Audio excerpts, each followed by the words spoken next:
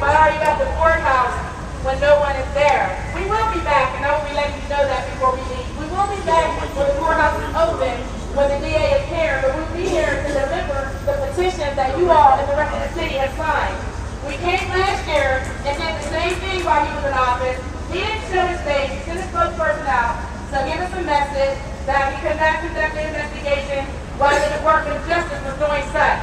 Well, now the Department of Justice investigation is ended. It is over. And now it's time for him to stand up and do what he said he was going to do.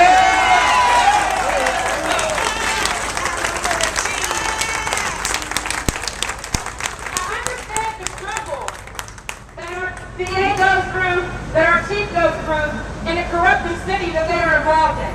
I understand the struggle to stand up against people above you for what's right and what people elected you to do.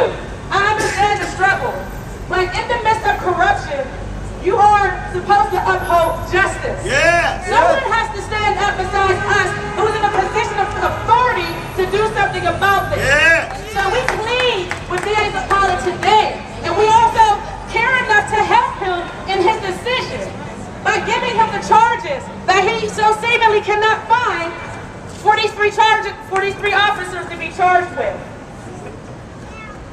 Amen. Every time I think about this case and think about how long we have been out here in this fight, it saddens me. It honestly saddens me. I have shed tears about this, and he's not my child, but he is my child. And he is, and that is what I want people to understand. That Jordan Miles is an individual, but he is representative of a collective. Yes.